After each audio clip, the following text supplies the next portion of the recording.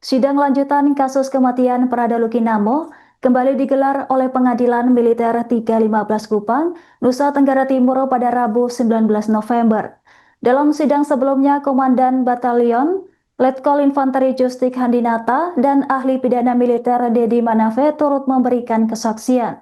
Bahkan sidang sebelumnya kembali memanas setelah salah satu terdakwa, yakni Letda Made Juniarta, menyatakan sanggahan atas kesaksian Letkol Infanteri Justik Handinata. Dalam sidang kali ini terdapat 4 terdakwa yang akan dihadirkan dan didampingi penasihat hukum. Untuk mengetahui informasi selengkapnya terkait sidang lanjutan Prada Lukinamo akan dilaporkan langsung oleh jurnalis Pos Kupang, rekan Novemilio. Silahkan laporan Anda. Kembali dari Pengadilan Militer 315 Kupang, Provinsi Nusa Tenggara Timur, dan hari ini 19 November 2025 kembali kita akan menyaksikan lanjutan persidangan perkara berkas nomor 43 dalam kasus penganiayaan yang menyebabkan kematian terhadap Prada Lukinamo, anggota Batalion TP834 Wakamere Nagakeo, Provinsi Nusa Tenggara Timur, yang diduga dilakukan oleh 22 seniornya di markas batalion dimaksud. Nah, sebelum kita mengikuti jalannya sidang lanjutan ini, saya akan coba mereview persidangan yang kemarin hari Selasa 18 November 2025 dengan berkas perkara nomor 41 yang melibatkan 17 terdakwa. Dalam pemeriksaan kemarin, ada 2 saksi yang telah diperiksa oleh majelis hakim. Saksi itu adalah saksi ahli hukum pidana militer Dedi Manafe dan juga Danyon TP834 Wakamere Letkol Justice Handinata. Ya, keduanya ini memberi kesaksian juga dalam sidang sebelumnya juga hari Senin tanggal 17 November 2025. Nah, dalam kesaksiannya di hadapan majelis hakim, auditor dan penasehat hukum para terdakwa menjawab para majelis hakim, auditor dan penasehat hukum, Danyon Letu Jastik menyebutkan bahwa sejak tanggal 27, 28, 29 dan 30 dia masih berada di markas batalion TP834 Wakamere. Namun sepanjang waktu itu, 4 hari itu, dia sama sekali tidak mendapat laporan terkait dengan adanya penganiayaan terhadap Prada Luki dan Prada Richard. Begitu. Nah, tanggal 27 malam, Danyon Justice juga mengatakan bahwa dia baru saja pulang dari SOA dan sampai di markas batalion itu sekitar jam 10 malam. Kemudian, tanggal 28 Juli 2025 pagi, dia mendapat laporan dari Letu Rahmat yang mengatakan bahwa Prada Lukinamo kabur dan sudah kembali dicari dan kemudian sudah kembali ke markas. Selanjutnya, Danyon meminta agar Letu Rahmat bisa membuat laporan dengan lengkap seperti itu.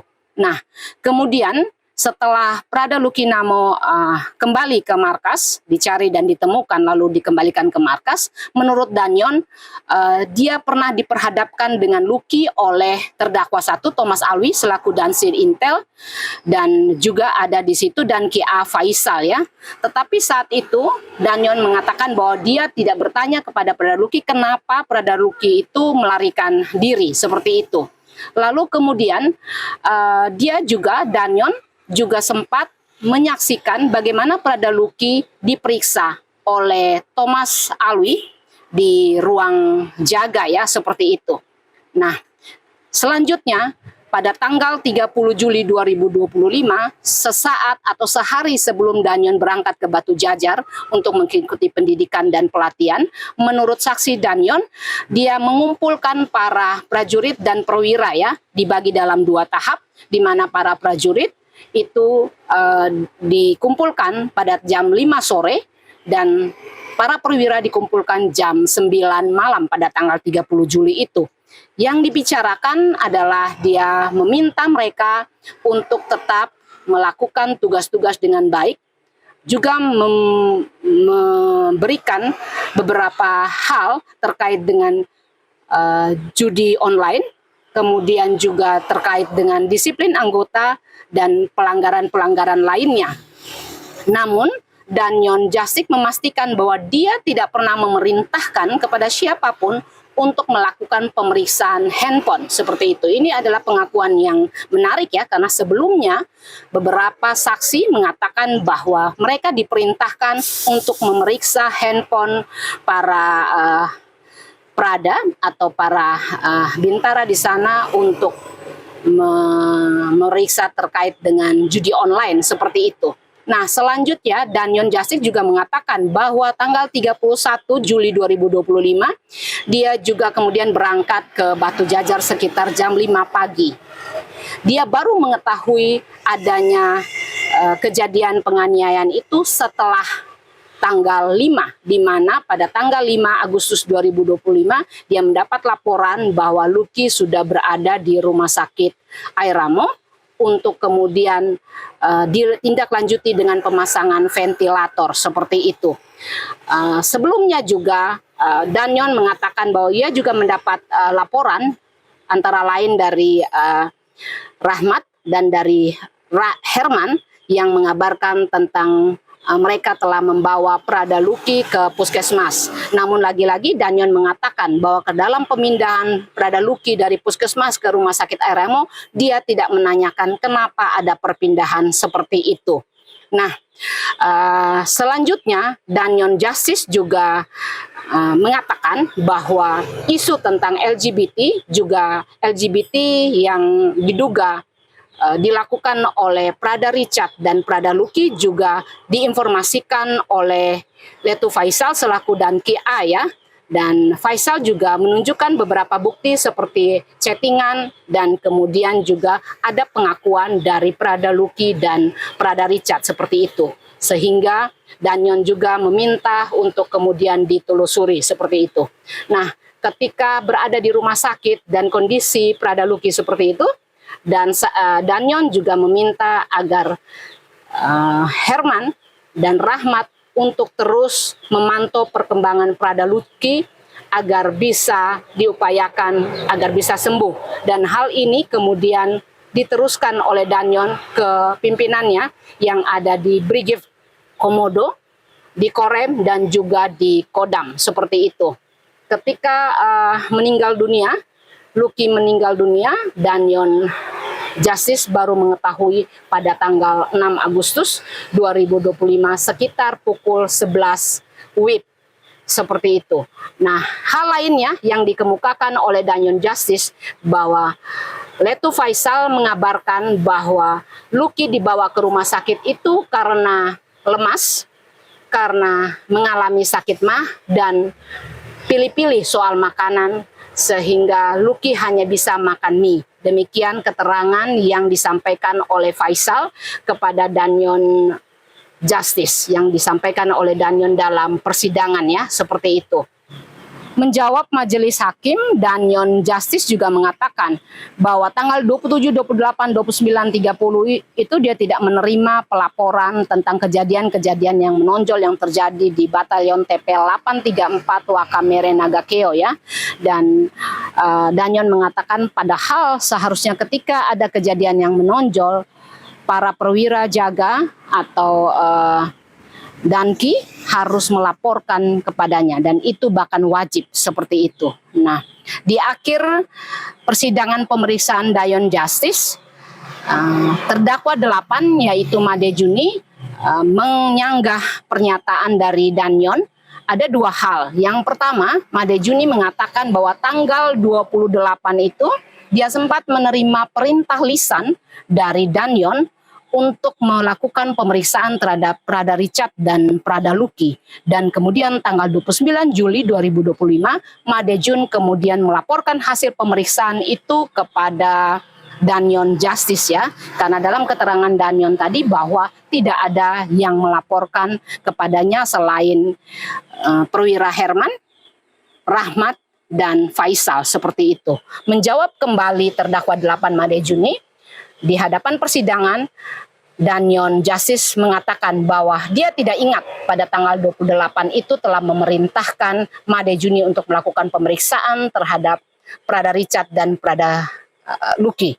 Kemudian bantahan dari Made Juni yang tanggal 29 itu, Danyon mengatakan bahwa memang dia bertemu dengan Made Juni, tapi hari itu tanggal 29 Juli 2025, Made Juni diminta untuk mengevakuasi mobil.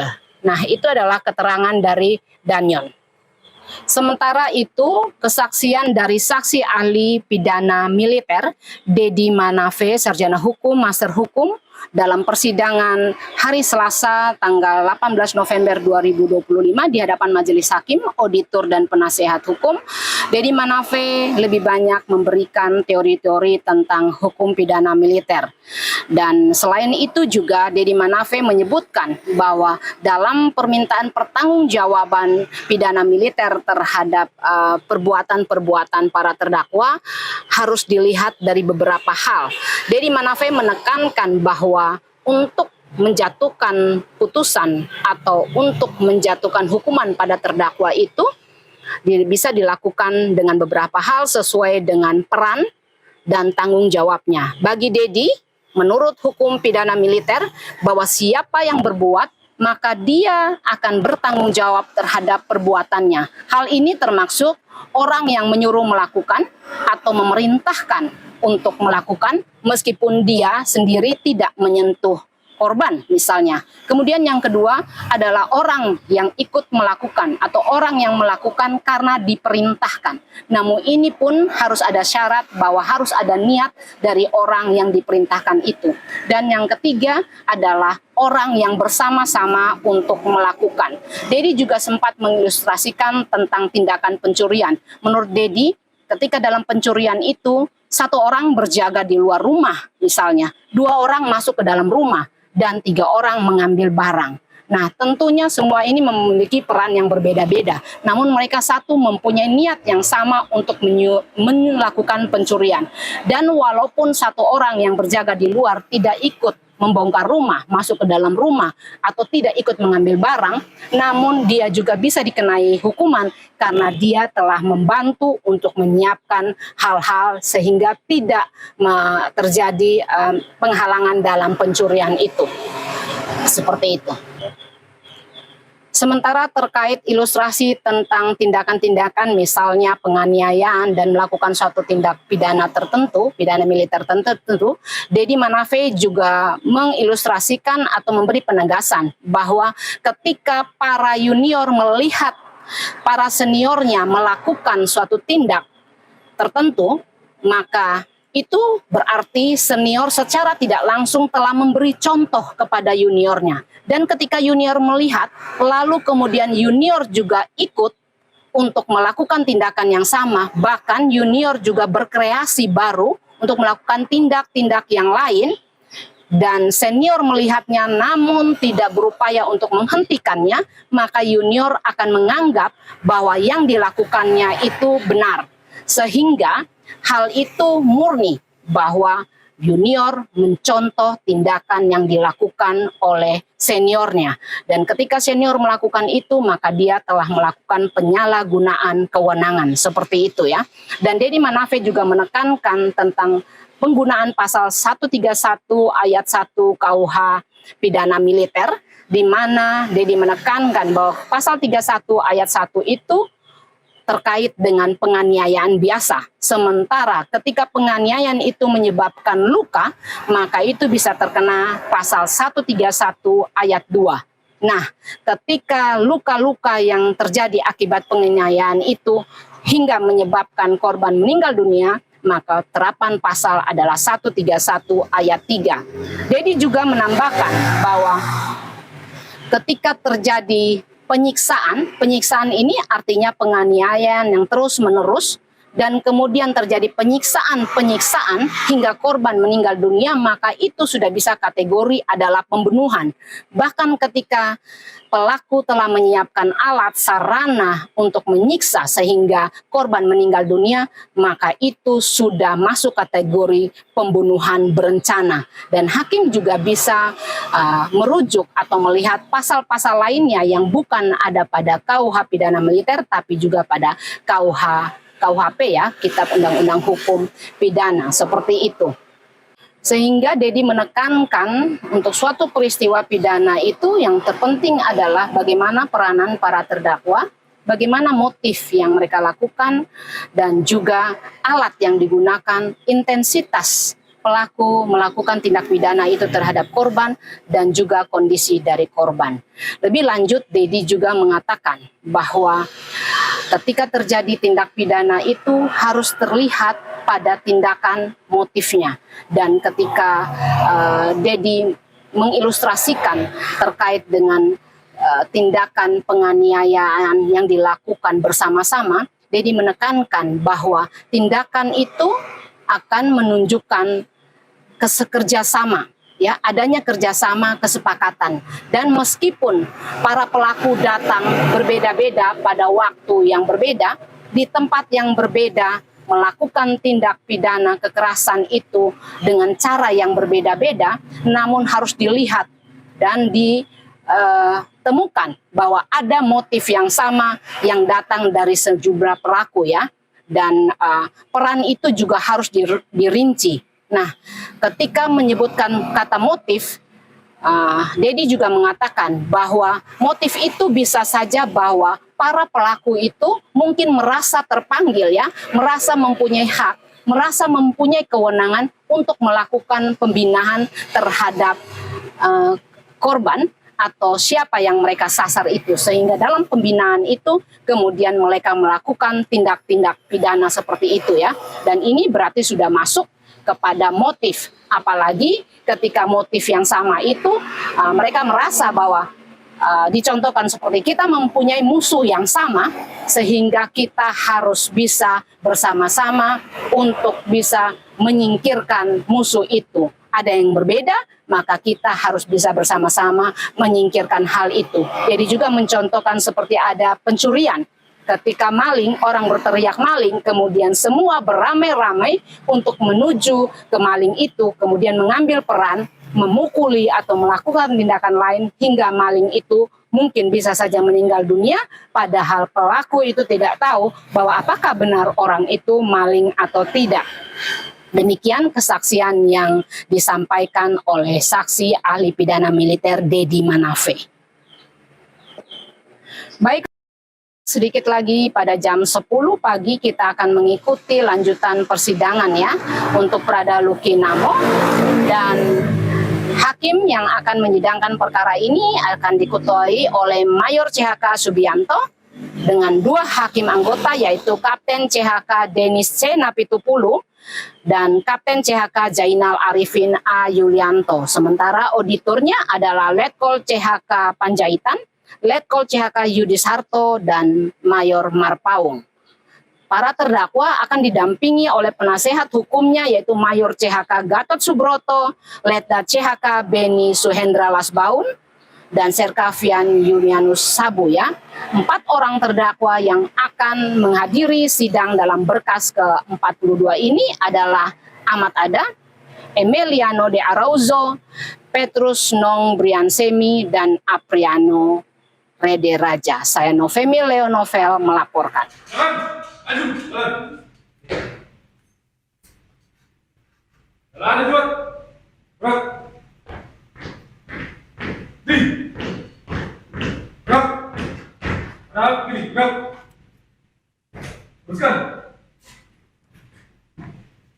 Lurus.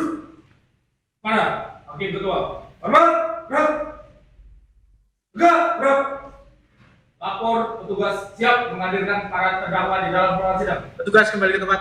Balik kanan. Gerak.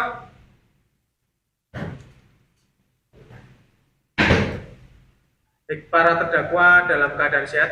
Siap. Sanggup mengikuti persidangan hari ini. Siap, sanggup. Agendanya hari ini lanjutan pemeriksaan saksi tambahan, ya. Dari Bapak Auditor, silakan para terdakwa duduk di kursi sampai kanan penasihat hukum, badannya dilepas. Silakan. Siap.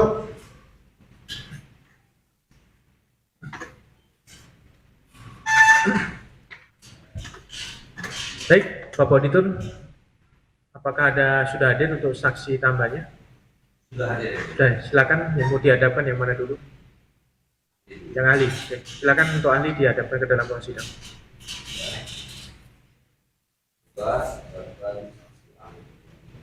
Gerak, maju, jalan.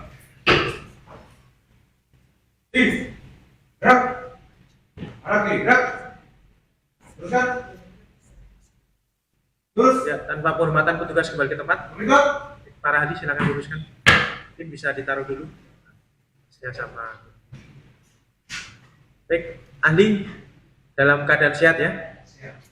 Sanggup mengikuti persidangan hari ini. Ahmad Pratu NRP 3120 0230 6801 98 akan memberikan keterangan. Baik, terima kasih. Silakan ahli. Baik. Untuk kesempatan melakukan pemeriksaan, saya persilakan kepada Bapak Auditor Milikan untuk melakukan pemeriksaan terlebih dahulu. Ahli miringkan kursinya ke arah Bapak Auditor. Untuk para terdakwa dengarkan baik-baik ya. Silakan Bapak Auditor Milikan. Baik ya, terima kasih mulia.